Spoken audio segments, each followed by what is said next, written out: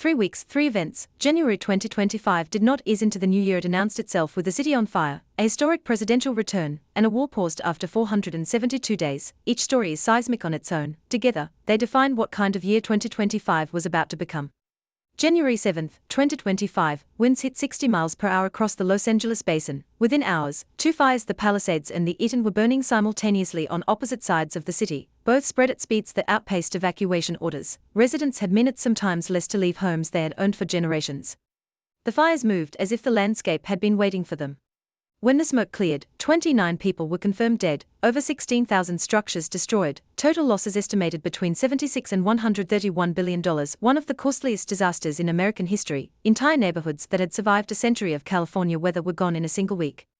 At the height of the Palisades fire, crews arrived at hydrants and found no water. The storage tank serving elevated neighborhoods had run dry. Demand spiked to 4 times normal for 15 straight hours. Residents leaving sprinklers running before evacuating had further depleted what little pressure remained.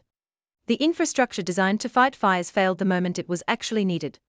The water system collapsed in hours. The insurance market had been collapsing for years. State Farm had already dropped 69% of its policyholders in the Pacific Palisades before the fires began. Thousands had been pushed onto California's insurer of last resort, the FAIR Plan, which was carrying nearly $6 billion in exposure when the first ember fell. The safety net was already torn.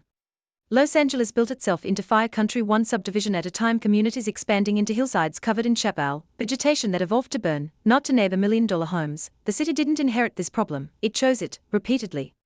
In planning decisions that prioritized expansion over resilience, January 2025 was not a natural disaster, it was the bill coming due. The fires of January 2025 were not a once-in-a-generation event, they were a preview. Climate models project longer fire seasons, more severe drought, and stronger Santa Ana winds for Southern California, the exact combination that turned 2 fires into a citywide catastrophe. The atmosphere provided the conditions, the city provided the fuel, neither variable is improving. The question is not whether this will happen again, it will. The question is whether Los Angeles will treat this as a turning point or a tragedy to recover from and forget. The bill for decades of decisions arrived in January. The next invoice is already accumulating. As firefighters battled the last active lines in Los Angeles, the world's attention shifted 1,300 miles east to Washington, D.C., where January 20th would produce a moment with no precedent in modern American history.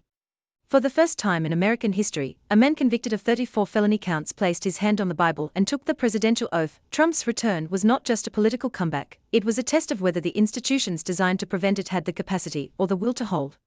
Trump had been convicted in May 2024, impeached twice, and had refused to concede 2020. His supporters had stormed the Capitol on January 6. Every conventional assumption about American political life suggested his career was over. Instead, he won the 2024 election by a wider margin than his first.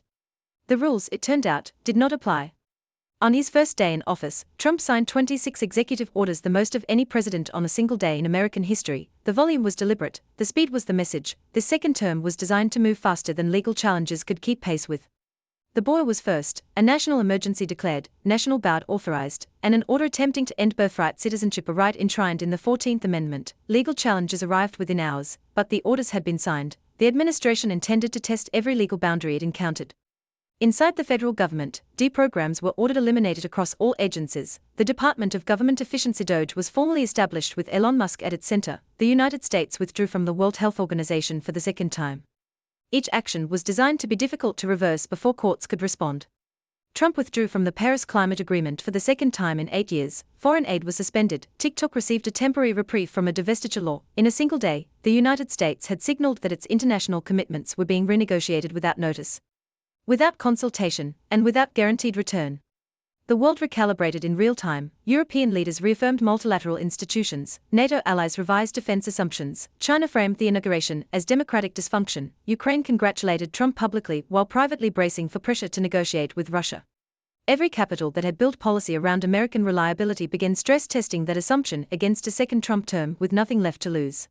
What January 20th revealed is not what Trump would do, he had telegraphed it all. What it revealed is what the system would do in response. Courts pushed back, agencies hesitated, allies recalibrated. The United States had entered a period where the only predictable variable was the pace of change itself.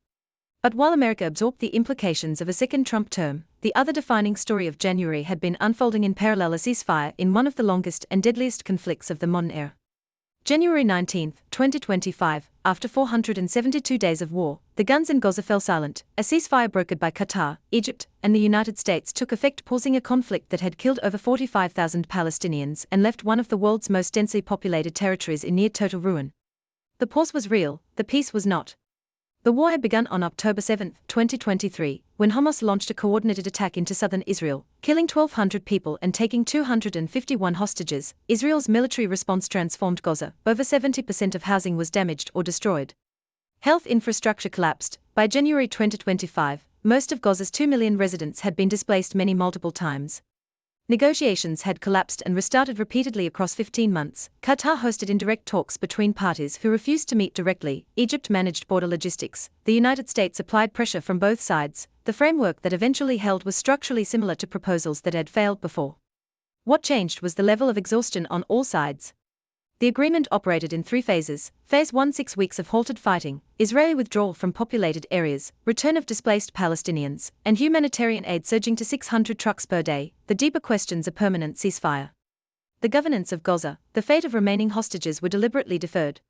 In Phase 1, 33 Israeli hostages were released in exchange for nearly 1,900 Palestinian prisoners. 5 Thai nationals were also freed outside the formal framework. Each exchange was staged publicly and broadcast internationally, for the families who had waited over a year.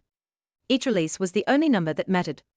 Each mediator had its own calculus. Qatar needed the deal to preserve its diplomatic standing. Egypt needed border stability. The United States needed a foreign policy win before the presidential transition. The agreement reflected what was achievable given those constraints, not what the situation actually required.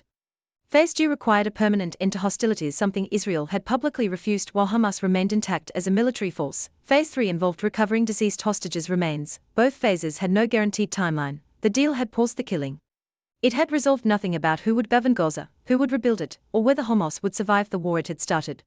A ceasefire measures exhaustion, not resolution. Both sides had tactical reasons to pause. Neither had conceded the other's core demands. The guns had stopped, the war had not ended, and the rubble that was once Gaza remained waiting for a future that no one had yet agreed to build.